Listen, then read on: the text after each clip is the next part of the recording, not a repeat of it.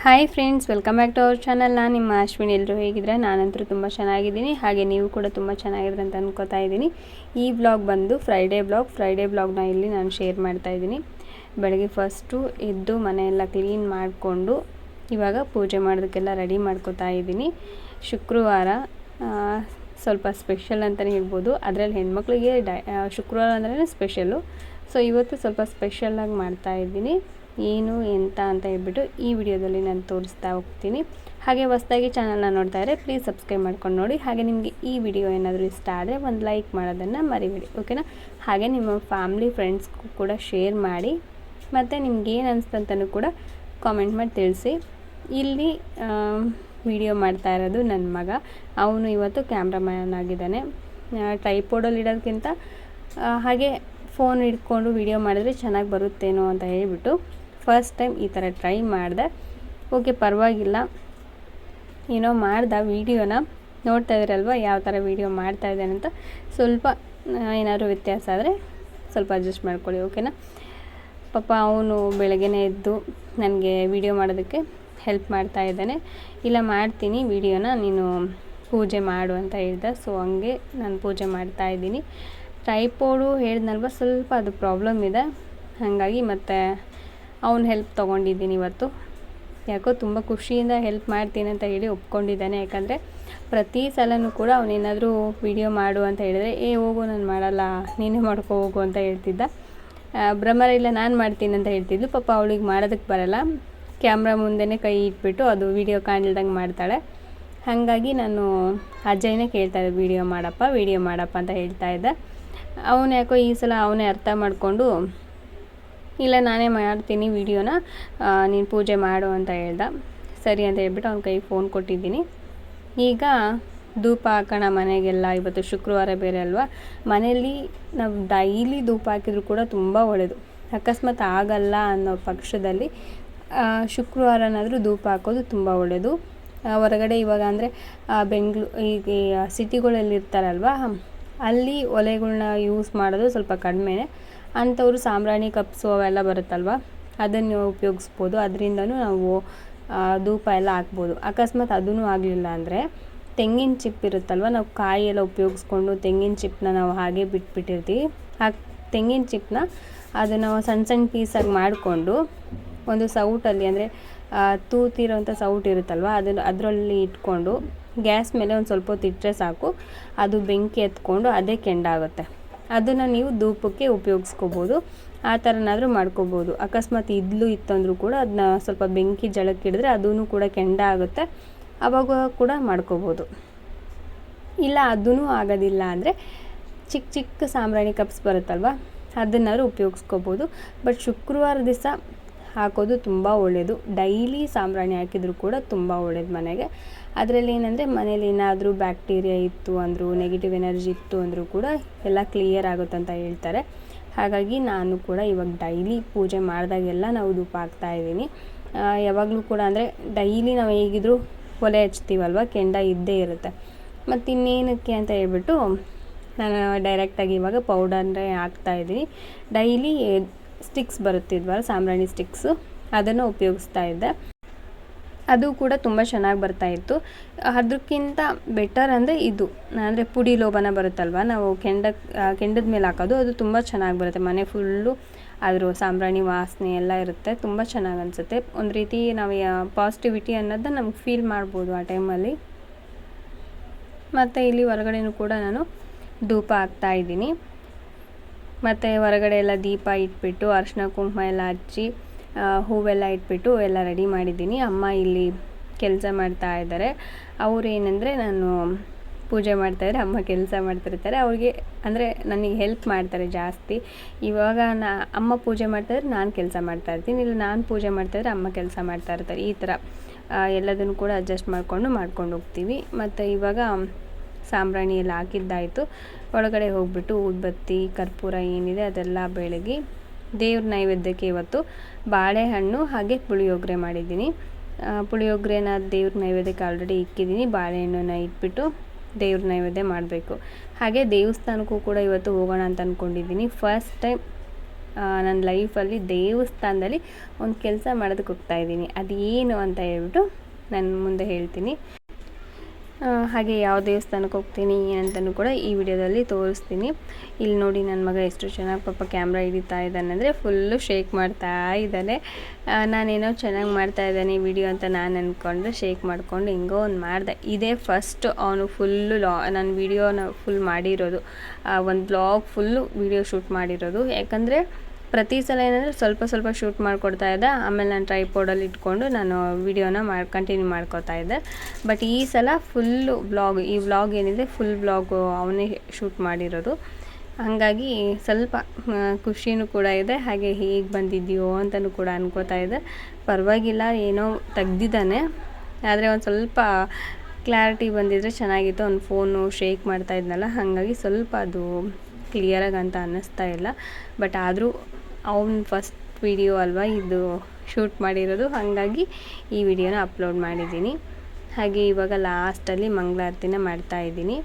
ಮಂಗಳಾರತಿ ಮಾಡಿಬಿಟ್ಟು ದೇವ್ರ ನೈವೇದ್ಯ ಮಾಡಿದರೆ ಮುಗೀತು. ಮತ್ತು ಬ್ರಹ್ಮರ ಅಜ್ಜಯ್ ಮತ್ತು ನಮ್ಮ ಮನೆಯವರು ಅವರು ಸ್ನಾನ ಮಾಡಿಕೊಂಡು ರೆಡಿ ಆದಮೇಲೆ ದೇವಸ್ಥಾನಕ್ಕೆ ಹೋಗಬೇಕು. ಇಲ್ಲೇ ಮನೆ ಹತ್ರ ಇರೋಂಥ ದೇವಸ್ಥಾನಕ್ಕೆ, ಅಂದರೆ ನಮ್ಮ ಏರಿಯಾದಲ್ಲ, ನಮ್ಮ ಏರಿಯಾದಿಂದ ಸ್ವಲ್ಪ ಮುಂದ್ಗಡೆ ಹೋಗಬೇಕು ದೇವಸ್ಥಾನಕ್ಕೆ.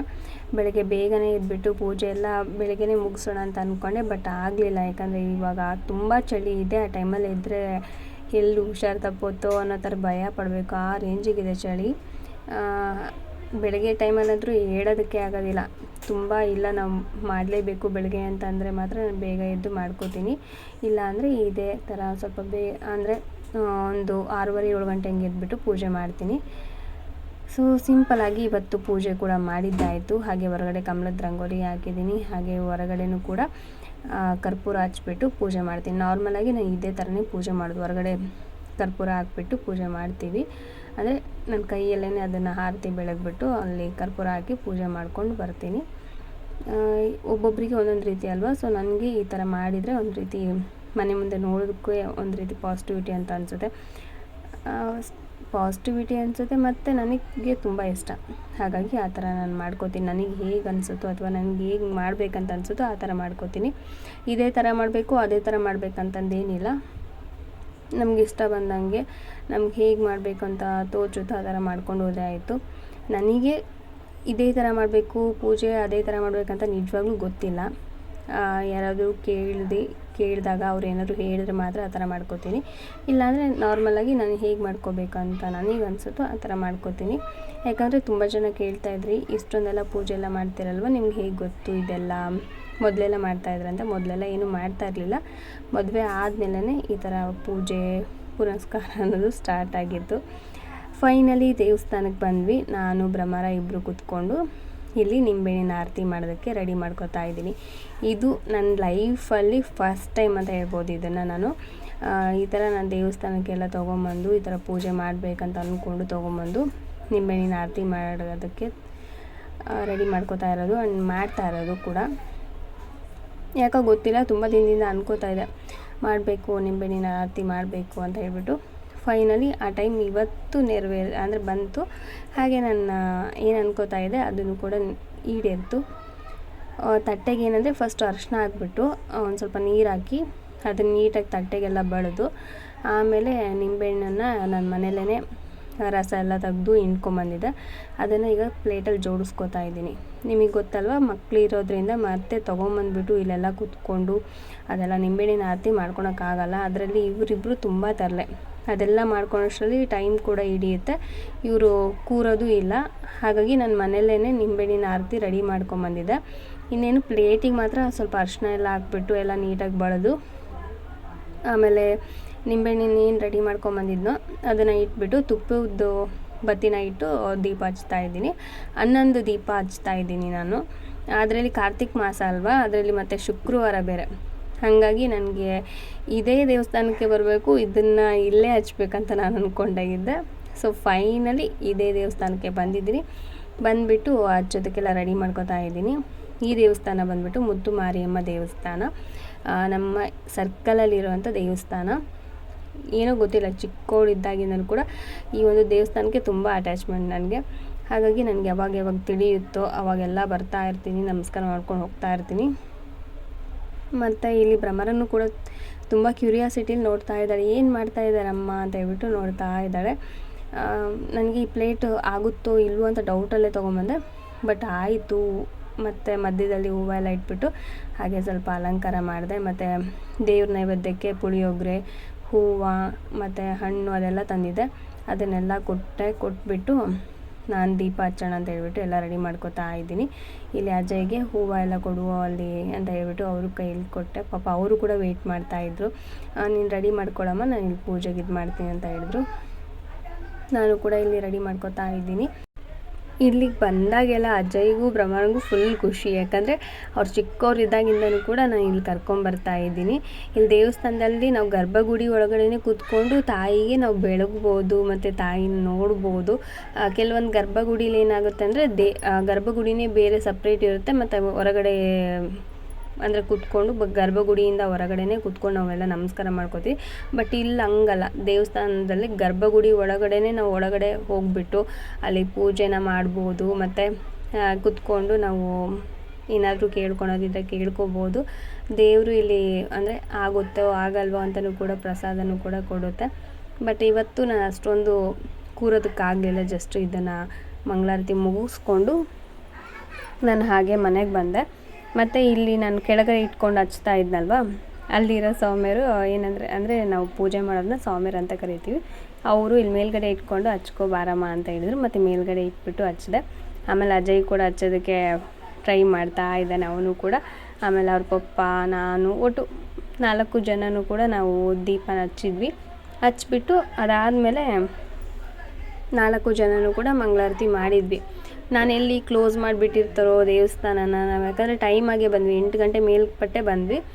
ಇಲ್ಲೇನೆಂದರೆ ಸ್ವಲ್ಪ ಬೇಗನೆ ಪೂಜೆ ಮಾಡಿಬಿಟ್ಟು ಹೋಗ್ಬಿಡ್ತಾರೋ ಒಂದೊಂದ್ಸಲ, ಹಾಗಾಗಿ ನಾನು ಎಲ್ಲಿ ಹೋಗ್ಬಿಟ್ಟಿರ್ತಾರೋ ದೇವರೇ ಅಂದ್ಕೊಳ್ತಾ ಬಂದೆ.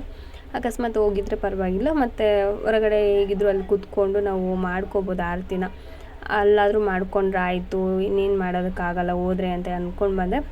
ಬಟ್ ಅವರು ಹೋಗಿರಲಿಲ್ಲ, ನಿಂತ್ಕೊಂಡಿದ್ರು ಅವ್ರು ಹೊರಗಡೆ. ಮತ್ತು ನಾವು ಬಂದು ಇಲ್ಲಿ ಆರತಿ ಮಾಡೋಣ ಅಂತ ಹೇಳ್ಬಿಟ್ಟು ಎಲ್ಲ ಜೋಡಿಸ್ಕೊಂಡ್ವಲ್ಲ, ಪಾಪ ಅವರು ಕೂಡ ವೆಯ್ಟ್ ಮಾಡಿ ನಾವು ಆರತಿ ಮಾಡೋವ್ರಿಗೂ ಮಂಗಳಾರತಿ ಏನೂ ಮಾಡಲಿಲ್ಲ. ನಾವೆಲ್ಲ ಆರತಿ ಎಲ್ಲ ಮಾಡಿದ್ದಾದಮೇಲೆ ಅವ್ರು ಮಂಗಳಾರತಿನ ಮಾಡಿದರು. ನನಗಂತೂ ಫುಲ್ ಹ್ಯಾಪಿ ಆಗೋಯ್ತು ಇವತ್ತು, ಫುಲ್ ಖುಷಿ ಅಂದರೆ ಖುಷಿ. ಯಾಕಂದರೆ ಈ ಥರ ನನಗೆ ನಾವು ಅಂದ್ಕೊಂಡಿರೋದು ಆಗಿಬಿಟ್ರೆ, ಅಥವಾ ನಾವು ಅಂದ್ಕೊಂಡಿರೋದು ಈ ಥರ ಮಾಡಬೇಕಂತ ಒಂದು ಚಿಕ್ಕ ಪುಟ್ಟ ಕೆಲಸ ಆಗಿರ್ಬೋದು, ನಾವು ಅಂದ್ಕೊಂಡಿರೋದು ಏನಾದರೂ ನೆರವೇರುತ್ತಂದರೆ ನಮ್ಗೆ ಎಷ್ಟು ಖುಷಿ ಆಗುತ್ತೆ ಹೇಳಿ. ಅದೇ ರೀತಿ ನನಗೂ ಕೂಡ ಖುಷಿ ಆಯಿತು. ನಾನು ಏನಾದರೂ ಸ್ವಲ್ಪ ಡಲ್ಲಾಗಿದ್ದೀನಿ ಆ ಥರ ಏನಾದರೂ ಅಂದ್ಕೊಂಡೆ ಅಂದರೆ ನಮ್ಮ ಮನೆಯವರು ಡೈರೆಕ್ಟಾಗಿ ಏನಂದರೆ ಇಲ್ಲೇ ಕರ್ಕೊಂಬಂದುಬಿಡ್ತಾರೆ. ಇದ್ರ ಪಕ್ಕ ಅಂದರೆ ಈ ದೇವಸ್ಥಾನ ಮುಂದ್ಗಡೆಗೇ ಪಾನಿಪುರಿ ಸೆಂಟರ್ ಇರೋದು. ಸೊ ಪಾನಿಪುರಿ ತಿನ್ನೋದಕ್ಕೆ ಬಂದಾಗ ಅಲ್ಲಿ ಕೂತ್ಕೊಂಡು ದೇವ್ರ ಕಡೆ ನೋಡ್ಕೊಂಡು ಸ್ವಲ್ಪ ನಮಸ್ಕಾರ ಮಾಡೋದು, ಅಥವಾ ಕೂತ್ಕೊಂಡು ಪಾನಿಪುರಿ ತಿನ್ನೋದನ್ನು ಮಾಡ್ತಾ ಇರ್ತೀನಲ್ವ. ಸೊ ಅಲ್ಲೇ ಒಂದು ರೀತಿ ರಿಲ್ಯಾಕ್ಸ್ ಅಂತ ಅನಿಸುತ್ತೆ ನನಗೆ. ಹಾಗಾಗಿ ನಾನು ಈ ದೇವಸ್ಥಾನಕ್ಕೆ ತುಂಬ ಅಟ್ಯಾಚ್ಮೆಂಟ್ ಇದೆ ಅಂತ ಹೇಳಿದ್ನಲ್ವ. ಸೊ ಹಾಗೆ ಇಲ್ಲಿ ಬಂದ್ರೇ ಒಂದು ರೀತಿ ನಂಗೆ ಪಾಸಿಟಿವಿಟಿ ಅನ್ನೋದು ಸಿಗುತ್ತೆ. ಮತ್ತು ನನಗೇನಾದರೂ ಮೈಂಡಲ್ಲಿ ಏನೋ ಒಂದು ಕ್ವಶನ್ಸ್ ಇದೆ ಅಂದರೆ ಅದು ಸ್ವಲ್ಪ ಇಲ್ಲಿ ಕ್ಲಿಯರ್ ಆಗುತ್ತೆ, ಅದಕ್ಕೆ ಆನ್ಸರ್ ಅನ್ನೋದು ಸಿಗುತ್ತೆ. ಹಾಗಾಗಿ ನಾನು ತುಂಬ ನಂಬ್ತೀನಿ, ಮತ್ತು ಇಲ್ಲಿ ಬಂದು ಈ ಥರ ಪೂಜೆ ಎಲ್ಲ ಮಾಡ್ಕೊಳೋದಕ್ಕೆ ಇಷ್ಟಪಡ್ತೀನಿ. ಹಾಗೆ ಇಲ್ಲಿ ಭ್ರಮರ, ಅಜಯ್, ನಾನು ಮತ್ತು ನಮ್ಮ ಮನೆಯವರು ಎಲ್ಲರೂ ಕೂಡ ಆರತಿ ಮಾಡಿದ್ವಿ. ಆರತಿ ಮಾಡಿದ್ದಾದಮೇಲೆ ಅಲ್ಲೇ ಸ್ವಲ್ಪ ಹೊತ್ತು ಕುತ್ಕೊಂಡಿದ್ದು, ಆಮೇಲೆ ನಮ್ಮ ಮನೆಗೆ ಬಂದ್ವಿ. ಎಷ್ಟು ಚೆನ್ನಾಗಿ ಅಲಂಕಾರ ಮಾಡಿದ್ದಾರೆ ಅಂದರೆ, ಅದು ಸಿಂಪಲಾಗಿ ಅಲಂಕಾರ ಮಾಡಿದ್ರು ಒಂದು ರೀತಿ ಲುಕ್ ಇದೆ ಫೇಸಲ್ಲಿ.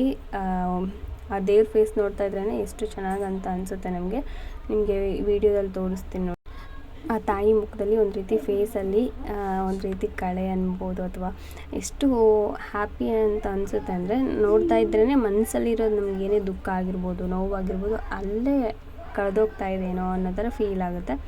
ಆ ಥರ ನಮ್ಮನ್ನು ನಾವು ಮರ್ತ್ಕೊಂಡ್ಬಿಡ್ತೀವಿ ಇಲ್ಲಿ ಬಂದ್ವಿ ಅಂತ ಹೇಳಿದ್ರೆ. ಇಲ್ಲಿ ಹಾಕೋಂಥ ಹಾಡಾಗಿರ್ಬೋದು, ಅಥವಾ ದೇವ್ರ ಮುಖನೇ ನೋಡ್ಬಿಟ್ಟು ಎಷ್ಟೊಂದು ಸಲ ನಮ್ಮ ನೋವು ಅಥವಾ ಏನೋ ಒಂದು ಕಷ್ಟ ಇದೆ ಅಂದರೆ ನನಗೆ ಇಲ್ಲೇ ಒಂದು ರೀತಿ ಕ್ಲಿಯರ್ ಅಂತ ಅನಿಸುತ್ತೆ.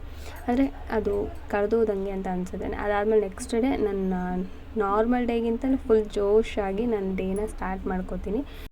ಸೊ ನನಗೇನೆಂದರೆ ಮೇಯ್ನಾಗಿ ಹೇಳಿದಲ್ವ, ನಾನು ಪೂಜೆ ಕಡೆಯೇ ತುಂಬ ಇದು, ಹಾಗಾಗಿ ನಂಗೆ ಆ ಥರ ಅನಿಸುತ್ತೇನೋ ಗೊತ್ತಿಲ್ಲ. ಸೊ ನಿಮ್ಗೇನಾದರೂ ಈ ಥರ ಅನುಭವ ಆಗಿದೆಯಾ, ಅಥವಾ ನಿಮ್ಗೇನಾದರೂ ಈ ಥರ ಅನಿಸುತ್ತಾ ಅನ್ನೋದನ್ನ ಕಾಮೆಂಟ್ ಮಾಡಿ ತಿಳಿಸಿ.